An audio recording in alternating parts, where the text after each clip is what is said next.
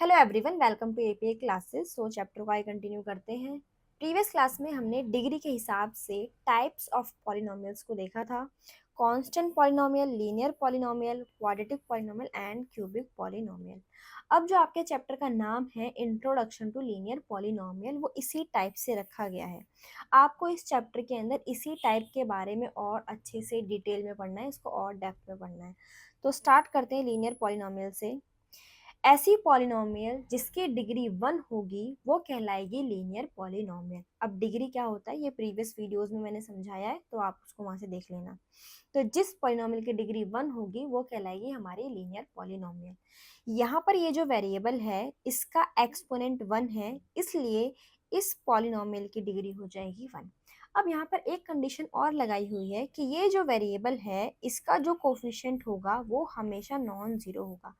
अब ये non zero इसलिए होगा क्योंकि अगर ये जीरो हो गया तो ये टर्म हमारी जीरो बन जाएगी, और अगर ये टर्म जीरो हो गई तो फिर इसकी डिग्री 1 नहीं होगी, इसलिए यहाँ पे कंडीशन लगाई हुई है। अब इस चैप्टर के अंदर आपको डिफरेंट डिफरेंट सिचुएशंस दी जाएंगी एज अ वर्ड प्रॉब्लम, मतलब वर्ड प्रॉब्लम दी जाएंगी। आपको उन वर्ड प्रॉब्लम्स को कनेक्ट करके समझना है एक लीनियर पॉलिनोमियल के साथ, कि कैसे हम एक सिचुएशन को लीनियर पॉलिनोमियल से कनेक्ट करके समझ सकते हैं। जैसे आपके एग्जांपल दिया हुआ है, example number 4। The perimeter of a square of side x is 4x which is a linear polynomial in the variable x। इसमें क्या बोला गया है कि अगर आपके पास एक स्क्वायर है जिसकी साइड x है, ठीक है, तो मैं पहले स्क्वायर बनाती हूँ। ठीक है, अगर ये हमारा स्क्वायर है, अगर मैं इसकी साइड को लूँ x, तो बोला गया है कि side of square is equal to x। तो पेरीमीटर क्या हो जाएगा, perimeter of square is equal to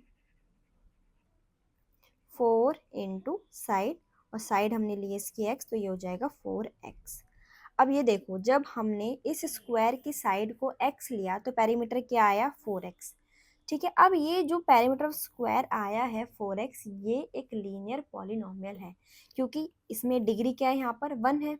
इसको कंपेयर करो इसके साथ, यहाँ पर क्या है, ax प्लस बी। यहाँ पर a का काम कौन कर रहा है, ये 4 कर रहा है, और यहाँ पर b नहीं है, तो इसका मतलब यहाँ पर b क्या होगा, 0 होगा। तो बेसिकली जो हमने पेरीमीटर निकाला है इस स्क्वायर का, ये रिप्रेजेंट कर रहा है एक लीनियर पॉलिनोमियल इन वेरिएबल x। तो हम इसको लिख सकते हैं 4x is a linear polynomial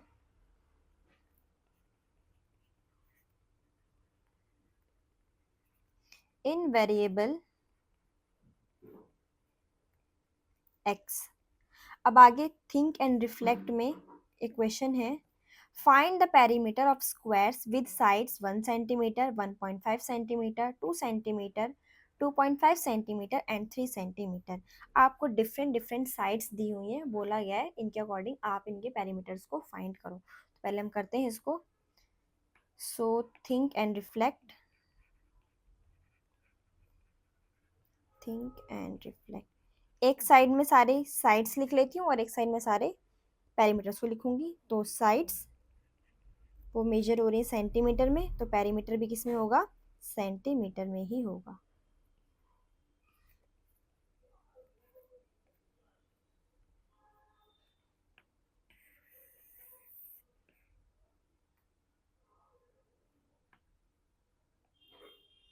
यहाँ से perimeter of square is equal to 4 into side. ठीक है, सो सबसे पहले बोला गया है साइड 1 सेंटीमीटर, तो जब आप साइड 1 सेंटीमीटर लोगे तो ये हो जाएगा 1 इंटू 4, दैट इज 4। फिर बोला गया है साइड 1.5, सो ये होगा 1.5, तो ये हो जाएगा 4 इंटू 1.5, दैट इज 6। फिर बोला गया है साइड 2, तो जब 2 इंटू 4 होगा तो ये हो जाएगा 8। देन 2.5, 2.5 पे ये हो जाएगा 10। फिर 3, 3 पे हो जाएगा ये 12। ठीक है, अब एक चीज़ ऑब्जर्व करो, यहाँ पर जो आपकी साइड्स हैं वो कैसे इंक्रीज हो रही है, हर बार 0.5 इंक्रीज हो रही है। पहले 1 था, 1 के बाद ही क्या है 1.5, देन 2, देन 2.5, देन 3। हर बार इसके अंदर 0.5 ऐड हो रहा है, हर बार वो 0.5 इंक्रीज हो रहा है। अब जैसे जैसे आप अपनी साइड को 0.5 इंक्रीज करते जा रहे हो, वैसे वैसे आपका पेरीमीटर भी 2 इंक्रीज हो रहा है। अब आपसे यही सेकंड क्वेश्चन पूछा गया है इसके अंदर, what will happen to the perimeters if the sides increases by 0.5 centimetre. अगर आप साइड्स को 0.5 इंक्रीज करते जाओगे तो आपके पेरीमीटर पे क्या फर्क पड़ेगा, या फिर पेरीमीटर में क्या चेंजेस होंगे। तो यहाँ से हमें पता लगा कि जैसे जैसे आप अपनी साइड को इंक्रीज करते जाओगे 0.5, वैसे वैसे आपका जो पेरीमीटर है वो 2 सेंटीमीटर इंक्रीज होता जाएगा। तो मैं इसको लिख देती हूँ, when the side of a square increases by 0.5 centimeter, its perimeter increases by 2 centimetre. ठीक है, next example number 5. A chess club charges a joining fee of rupee 200 plus 50 rupee for every match played. The following table shows the amount a player will have to pay as the number of matches varies. इस example के अंदर एक chess club charges की बात की गई है कि अगर आप एक चेस क्लब ज्वाइन करना चाहो तो उसकी फ़ी किस तरीके से होगी। तो इसको हम एग्जाम्पल से समझते हैं। सपोज़ आप इस चेस क्लब में गए और आपने बोला कि भाई मुझे ये ज्वाइन करना है। उन्होंने बोला कि ठीक है भाई ज्वाइन कर लो, कोई इशू नहीं है। अब उन्होंने बोला कि हमारी फीस कुछ इस तरीके से है कि आपको ज्वाइनिंग फ़ी 200 रुपीज़ तो देनी है। ठीक है, आपने वो 200 रुपीज़ दे दिए। अब आपका मन हुआ वहां पर मैच खेलने का। उन्होंने बोला ठीक है भाई मैच भी खेल लो, पर मैच की जो फी है वो कुछ इस तरीके से है कि एक मैच के आपको 50 रुपये देने पड़ेंगे। मतलब अगर आप एक मैच खेलोगे तो आप 50 रुपीज़ दोगे, अगर आप 2 मैच खेलोगे तो आप 100 रुपीज़ दोगे, अगर आप 3 मैच खेलोगे तो आप 150 रुपी पे करोगे, अगर आप 4 मैच खेलोगे तो आप 200 पे करोगे मैच का। अब देखो ये आपको यूनिटरी मेथड नहीं लग रहा, अगर एक मैच का 50 है तो 4 मैच का 200 हो गया। तो अगर मैं आपसे ये बोलूँ कि यहाँ पर इस क्वेश्चन में यहाँ पर कहीं भी आपको ये नहीं बताया गया कि आपने मैच कितने खेले, तो मैं लेट कर लेती हूँ कि हमने m मैच खेले। अब ये m कितना भी हो सकता है। तो अगर एक मैच का 50 रुपये है तो m मैच का कितना हो जाएगा, m मैच का हो जाएगा 50m। यूनिटरी मेथड, एक का 50 तो m का कितना हो जाएगा 50m। समझ आया। तो जो आप उनको अमाउंट पे करोगे वो ये तो करोगे ही करो क्योंकि ज्वाइनिंग फी है, साथ ही साथ जो आप मैच खेल रहे हो उनका भी पे करोगे। तो टोटल अमाउंट आप जो पे करोगे वो होगा 200 प्लस 50m। ठीक है, आई होप ये चीज़ आपको समझ में आ गई हो। मैं इसको प्रॉपर अब लैंग्वेज में लिख देती हूँ। Let m be the number of matches played. हमने मान लिया कि m मैच खेले गए थे। ठीक है, तो जो टोटल अमाउंट है उसमें एक तो ज्वाइनिंग फी है, ज्वाइनिंग फी प्लस चार्ज पर match into number of matches.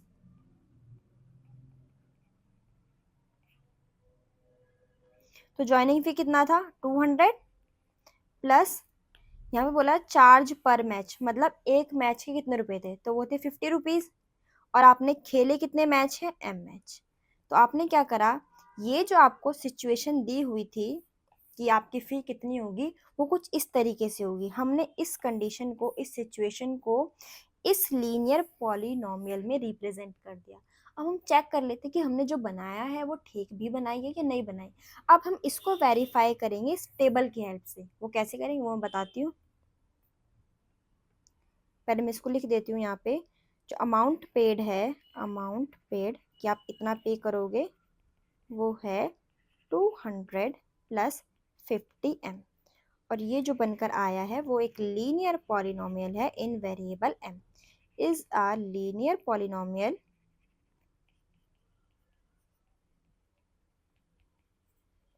in variable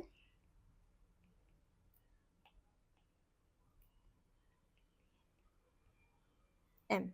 ठीक है, अब हम इसका वेरिफिकेशन कर लेते हैं। Verification using table.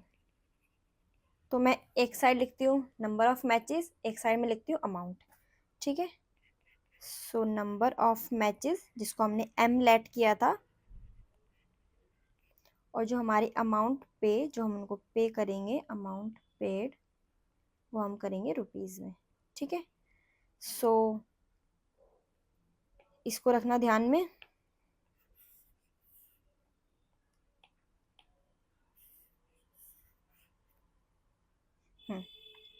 अगर आप एक मैच खेलते हो, ठीक है, अगर आपने एक मैच खेला तो ये कितना हो जाएगा, 200 रुपये तो आप उसको दोगे ही दोगे। ठीक है, और एक मैच का जो चार्ज लगेगा वो क्या होगा, 50 × 1। ठीक है, तो आप कितना अमाउंट पे करोगे उसको, 250। अगर आप 2 मैच खेलते हो तो वो ज्वाइनिंग फी तो दोगे ही दोगे जो 200 थी, साथ ही साथ जो 2 मैच का अमाउंट बनेगा वो है 50 × 2, दैट इज यहाँ से हो जाएगा 300।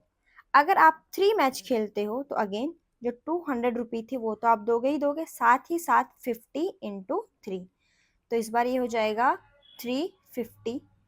अगर आप 4 मैच खेलते हो तो वो हो जाएगा 200 प्लस 50 × 4, ये हो जाएगा 400। ऐसे ही अगर आप m मैच खेलते हो तो m मैच 5 का भी निकाल देते हैं, चलो अगर आपने 5 का निकाला तो ये हो जाएगा 200 प्लस 50 × 5 देन 450। अगर आप m मैच खेलोगे तो वो हो जाएगा 200 प्लस 50m। समझ में आई ये चीज़। अब देखो जो हमारी चीज़ निकल कर आई, क्या वो टेबल से मैच हो रही है या नहीं हो रही। यहाँ पे क्या है, अगर एक मैच खेला तो कितना अमाउंट पे करा, 250। अगर एक मैच खेला तो अमाउंट कितनी पे करा, 250। 2 मैच में कितना करा, 300। 2 मैच में कितना करा, 300। ऐसे ही 3 पे कितना करा, 350। तो मतलब जो हमने ये बनाई थी लीनियर पॉलिनोमियल वो बिल्कुल करेक्ट बनाई थी, हमने इसको वेरीफाई भी कर लिया जो यहाँ पर टेबल दिया था उन्होंने इस चीज़ से। ठीक, समझ में आई यहाँ पर। अब यहाँ पर एक चीज़ समझो, यहाँ पर हर बार 250 से क्या हुआ, 300, फिर 300 से क्या हुआ, 350, फिर 350 से क्या हुआ, 400, फिर उसके बाद क्या हुआ, 450। मतलब हर बार 50-50 ऐड हो रहा है। तो मैं ये कह सकती हूँ कि हर बार एक कांस्टेंट टर्म, एक कांस्टेंट नंबर ऐड हो रहा है जो कि क्या है यहाँ पर 50। सेम हमारा पहले वाले एग्जाम्पल में भी हो रहा था, हर बार 2-2 इंक्रीज हो रहा था। यहाँ पर भी तो क्या हो रहा था, 2-2 इंक्रीज हो रहा था। तो ऐसा सीक्वेंस, एक सीक्वेंस ही बन रहा है ना कि हर बार एक चीज में 2-2 ऐड हो रहा है, कांस्टेंट ऐड होते जा रहा है। तो जब हमारा एक कांस्टेंट ऐड होता है एक सीक्वेंस के अंदर, हम बोलते हैं कि वहां पर एक लीनियर पैटर्न फॉलो हो रहा है। ठीक है, समझ में आया कि क्या पैटर्न फॉलो हो रहा है यहाँ पे, कि एक 50-50 हर बार ऐड हो रहा है, और इस वाले में हर बार 2-2 ऐड हो रहा था, मतलब एक कांस्टेंट ऐड हो रहा है। ठीक है, जो यहाँ पे बोला गया ना वर्ड कांस्टेंट वैल्यू, तो यही बोला गया कि कांस्टेंट वैल्यू हर बार ऐड हो रही है। अब यहाँ पर एक क्वेश्चन बोला गया है थिंक एंड रिफ्लेक्ट के अंदर, if a player paid 750 how many matches did he play. अगर किसी प्लेयर ने 750 पे करे, मतलब अमाउंट आ गया कितना, 750। अब ये जो हमारी अमाउंट थी यहाँ से जो निकल कर आ रही थी वो क्या थी, ये जो निकल कर आ रही थी वो अमाउंट ही तो थी। इसका मतलब यहाँ से जो सॉल्व करके आया जो अमाउंट होगी वो कितना होगा, 750 होगा। तो अगर किसी प्लेयर ने 750 अमाउंट पे करी तो ये m मतलब मैच कितने होंगे, तो बेसिकली आपको ये m फाइंड करना है यहाँ से। तो इसको हम सॉल्व करते हैं। यहाँ पर m के साथ ये दो चीज़ें एक्स्ट्रा हैं, एक तो ये 50 एक्स्ट्रा है और एक ये 200 एक्स्ट्रा है, तो 1 बाय 1 हम इनको यहाँ से हटाएंगे। तो अगर हम 200 को देखें तो ये प्लस में है, उधर जाएगा तो वो माइनस में हो जाएगा। तो ये होगा 50m is equal to 750 minus 200। यहाँ से माइनस करने पे आएगा, ये 0 होगा, देन ये 5 और ये भी हो जाएगा 5। अब इस m के साथ ये मल्टीप्लिकेशन में, ये जाएगा डिवाइड में, तो ये हो जाएगा 550 डिवाइड बाई 50, इससे ये कैंसिल, यहाँ से आया क्या 11। इसका मतलब जिस प्लेयर ने 11 मैच खेले होंगे वो 750 रुपीज़ पे करेगा, मतलब इतना अमाउंट उसने पे किया होगा। समझ आया? थोड़ा मैं इसका वर्डिंग लिख देती हूँ ताकि आपको इजी हो जाए। Hence,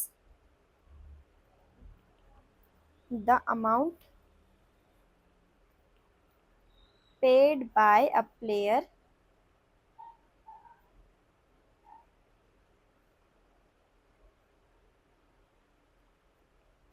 who plays M match is 200 plus 50M। ठीक है, फिर हमारा नेक्स्ट स्टार्ट हुआ था क्या, थिंक एंड रिफ्लेक्ट। सो यहाँ पर है think and reflect. So given क्या था क्वेश्चन के अकॉर्डिंग, अंदर द गिवन था amount paid is equal to 750। ठीक है, सो कितने मैच निकल कर आए हमारे, 11 मैच निकल कर आए। सो हम लिखेंगे यहाँ पे देयरफॉर, ये इसके बाद है, therefore the player played 11 matches. ठीक है, क्वेश्चन अच्छा था। यहाँ से आपने एक और चीज़ सीखी कि लीनियर पैटर्न क्या होगा। तो जब एक कांस्टेंट ऐड होता है एक सीक्वेंस के अंदर, तो वो हमारा क्या होगा, एक लीनियर पैटर्न फॉलो करेगा।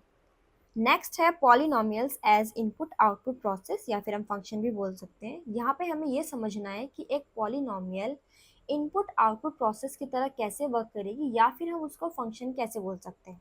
देखो, हर एक मशीन का कुछ ना कुछ काम होता है, जैसे कि मिक्सर है, फ्रिज है, वॉशिंग मशीन है।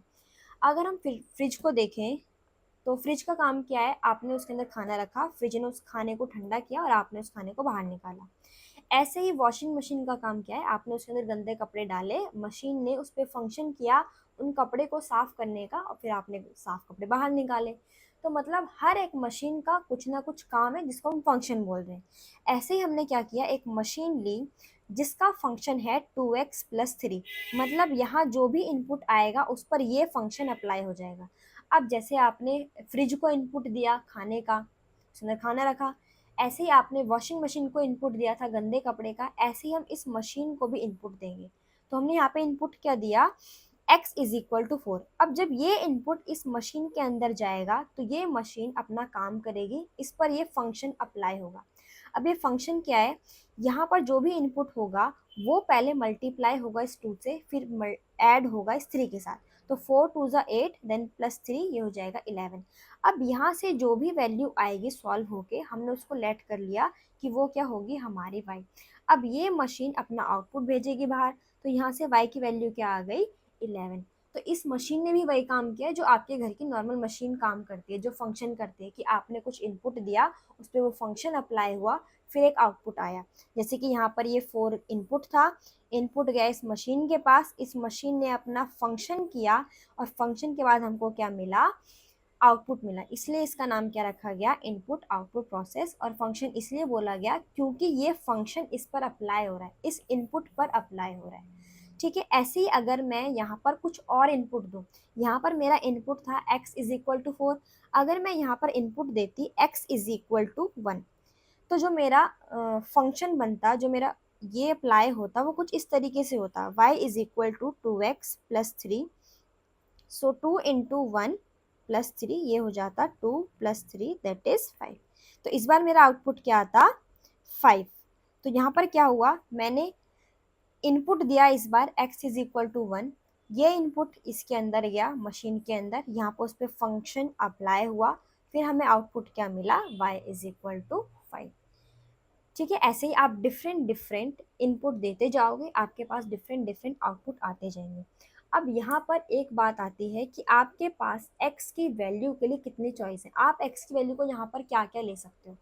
तो इसका आंसर ये है, यहाँ पर आप x की वैल्यू को कुछ भी ले सकते हो। जो भी नंबर आपने आज तक पढ़े हैं, जो भी पढ़े, rational, irrational, real, natural, integer, जो भी आपने पढ़े हैं, हर एक वैल्यू को आप यहाँ पे एज अ इनपुट यूज़ कर सकते हो। आप यहाँ पे x की डिफरेंट डिफरेंट वैल्यू को यूज़ करो, आपके पास डिफरेंट डिफरेंट आउटपुट आते जाएंगे। ठीक है, तो इसी को हमने कहा है इनपुट आउटपुट प्रोसेस। अब इसी कॉन्सेप्ट से रिलेटेड एक नया कॉन्सेप्ट बनता है जिसको हम बोलते हैं वैल्यू ऑफ अ पॉलिनोमियल।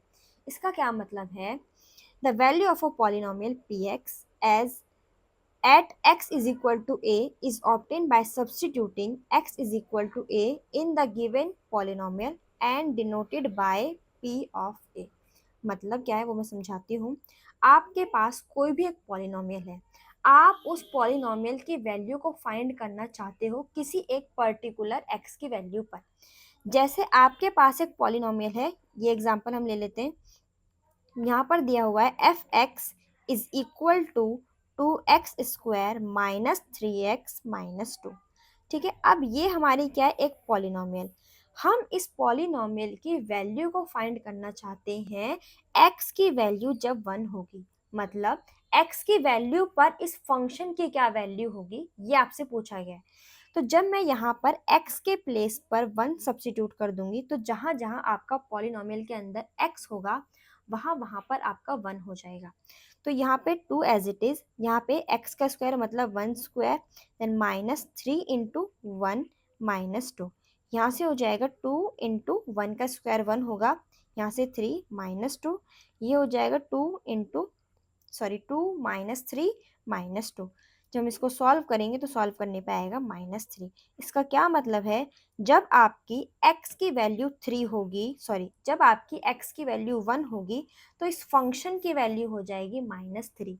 मतलब आप x की किसी पर्टिकुलर वैल्यू पर फंक्शन की वैल्यू देखना चाहते हो, अपने पॉलिनोमियल की वैल्यू देखना चाहते हो कि उस पॉलिनोमियल की वैल्यू उस पर्टिकुलर x पर क्या होगी। जैसे यहाँ पर इस पॉलिनोमियल की 1 पर वैल्यू क्या आई, -3। ऐसे हम -2 पर भी चेक कर सकते हैं। तो अगर हम -2 पे चेक करें तो ये हो जाएगा f x is equal to 2x² minus 3x-2। So ये हो जाएगा f of -2 is equal to 2 into -2 square, then 3 into -2, then -2। So ये हो जाएगा 2 इंटू 4, देन यहाँ से आ जाएगा +6 -2, ये हो जाएगा 8 +6 -2, यहाँ से देन ये इन दोनों को प्लस करते हैं तो यहाँ से पहले हो जाएगा 14 -2, तो ये हो जाएगा 12। तो यहाँ से क्या समझ में आया, जब आपकी x की वैल्यू -2 होगी तो इस पॉलिनोमियल की वैल्यू क्या हो जाएगी, 12। ठीक है, तो आप किसी भी पॉलिनोमियल की वैल्यू को किसी पर्टिकुलर x की वैल्यू पर फाइंड कर सकते हो। नेक्स्ट है think and reflect. We have learned that to evaluate the value of an algebraic expression we substitute a value of the variable in the given expression. Consider example 3 where the wire is bent to form a rectangle. Here the area of rectangle 10x minus x square is a function of x. Can you interpret this as an input-output process? What value does the expression take when x is equal to 6 centimeter? आपने example number 3 में एक wire को bend किया था rectangle form करने के लिए, तो वहाँ पर जो एरिया निकल कर आया था वो था 10x माइनस एक्स स्क्वायर। ठीक है, अब यहाँ पे बोला गया है कि ये जो फंक्शन है, अभी हमने इससे पहले ही समझा था कि एक पॉलिनोमियल फंक्शन की तरह कैसे वर्क करेगी। तो अगर मुझे इसको रीड करना है तो मैं पहले इसको नाम दे देती हूँ। तो मैंने नाम दे दिया p ऑफ x। तो अगर मुझे इसे रीड करना है तो मैं बोलूँगी फंक्शन p इन वेरिएबल x। और अगर आप इसको एज अ पॉलिनोमियल बोलना चाहोगे तो बोलोगे पॉलिनोमियल p इन वेरिएबल x। ठीक है, अब ये फंक्शन भी बोल सकते हो आप इसको और पॉलिनोमियल भी बोल सकते हो, दोनों का मतलब एक ही है। तो अब हमें यहाँ पे ये बताना है कि ये जो हमारा फंक्शन है कि क्या आप उसको इनपुट आउटपुट प्रोसेस की तरह इंटरप्रेट कर सकते हो। तो हाँ, बिल्कुल हम कर सकते हैं। तो हमने क्या लिया, एक मशीन ले ली। इस मशीन का हमने एक फंक्शन सेट कर दिया कि जो भी इसके अंदर इनपुट होगा उस पर ये वाला फंक्शन अप्लाई होगा।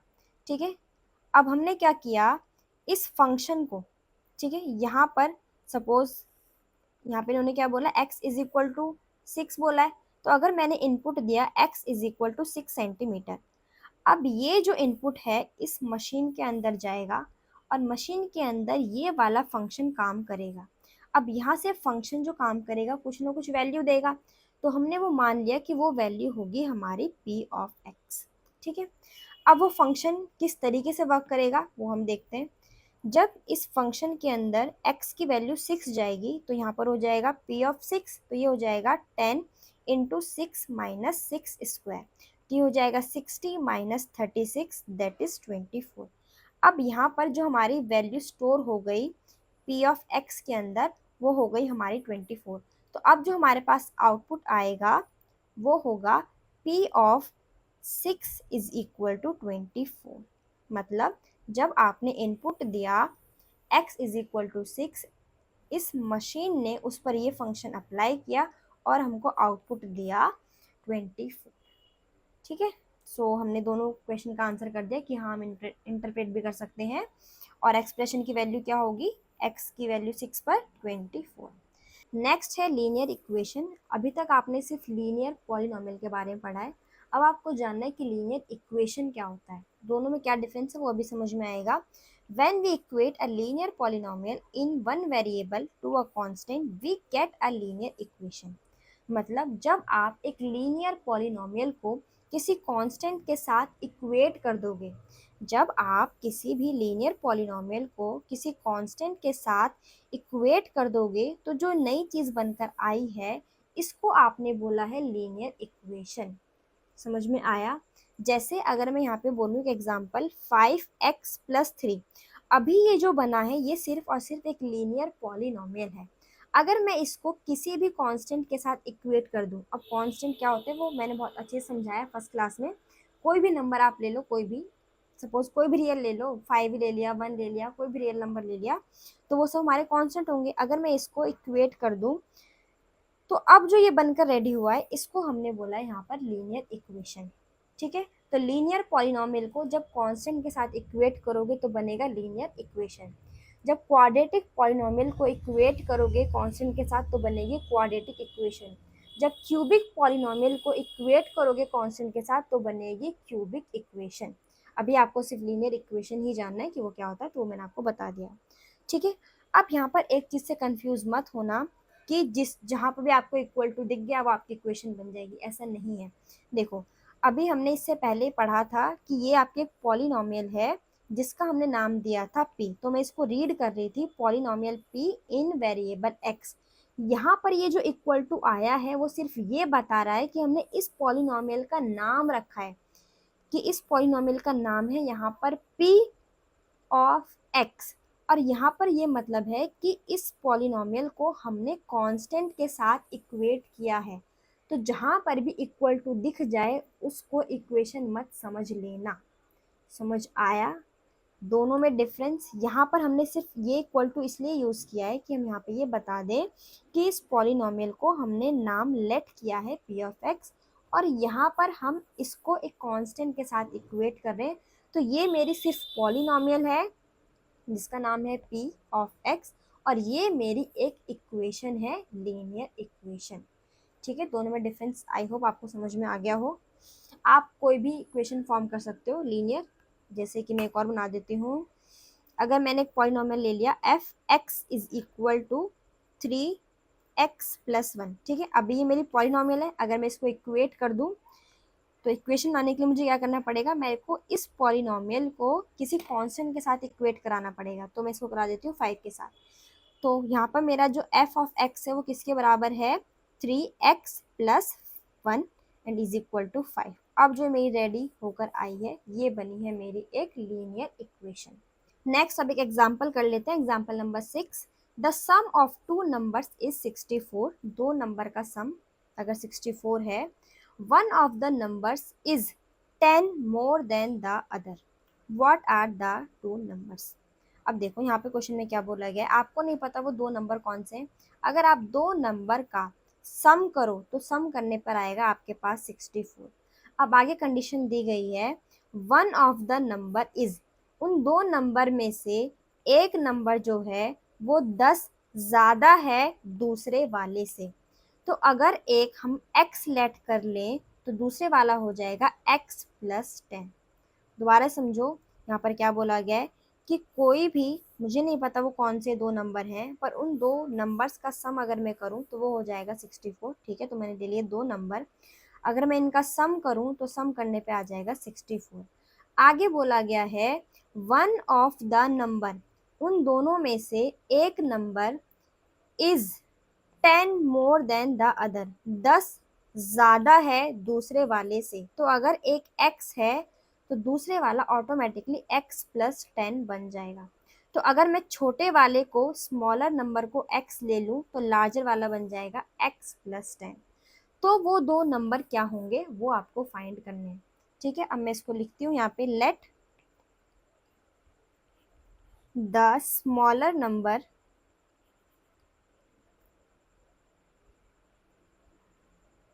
B x, then the larger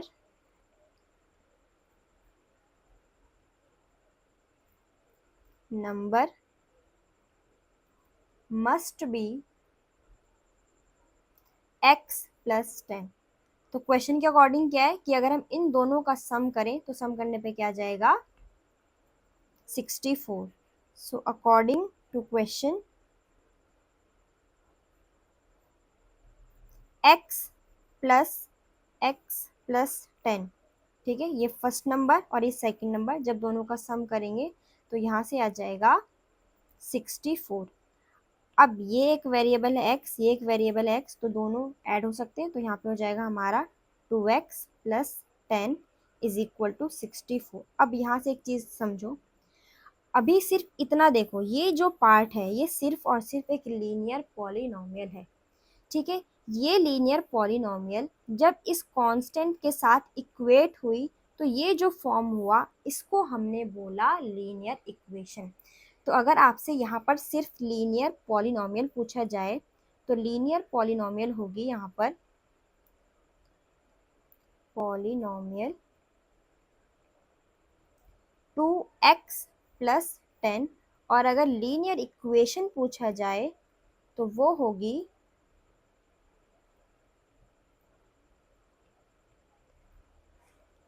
2x plus 10 is equal to 64। ठीक है, अब आगे क्वेश्चन में पूछा गया है कि वो दो नंबर क्या होंगे। अब वो दो नंबर अगर मुझे फाइंड करने हैं तो छोटे वाला तो मतलब x ही है, अगर x फाइंड हो गया तो आपका छोटा नंबर पता लग जाएगा, और अगर x पता लग गया तो उसमें हम 10 ऐड कर देंगे तो फिर आपको लार्जर भी पता लग जाएगा। तो अब आपको इस इक्वेशन को सॉल्व करना होगा और यहाँ से इस x की वैल्यू को फाइंड करना होगा। सो वन बाय वन इस x के साथ जो भी है उसको हटाते हैं यहाँ से। तो x के साथ पहले ये तो 10 प्लस में है, उधर जाएगा तो वो माइनस में चला जाएगा। तो 2x is equal to 64 minus 10, तो माइनस करने पे आ जाएगा 54। देन 2 जाएगा डिवाइड में, ये हो जाएगा 2 2 ज़ा 4, 2 7 ज़ा 14। तो यहाँ से x की वैल्यू आ गई, x क्या था हमारा स्मॉलर नंबर। तो आपने उन दो में से एक नंबर फाइंड कर लिया। कभी भी इस क्वेश्चन को सिर्फ x की वैल्यू पर छोड़ मत देना, ये क्वेश्चन अभी इनकम्प्लीट है। जब तक आपसे क्वेश्चन में बोला गया है कि दोनों नंबर फाइंड करने हैं, अभी आपने सिर्फ ये x फाइंड करा है, x का मतलब अभी आपने सिर्फ और सिर्फ स्मॉलर नंबर फाइंड करा है, तो आपको दूसरा नंबर भी फाइंड करना होगा। सो हम यहाँ से लिखेंगे स्मॉलर नंबर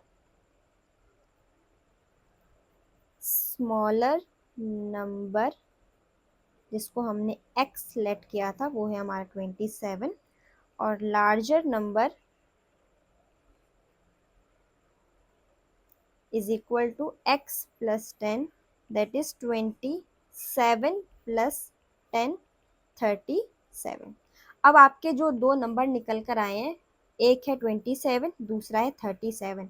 अब आप अपना आंसर क्रॉस चेक भी कर लो। यहाँ पे क्या बोला गया था कि आपके जो दो नंबर हैं अगर आप उनका सम करो तो सम करने पे क्या आना चाहिए 64।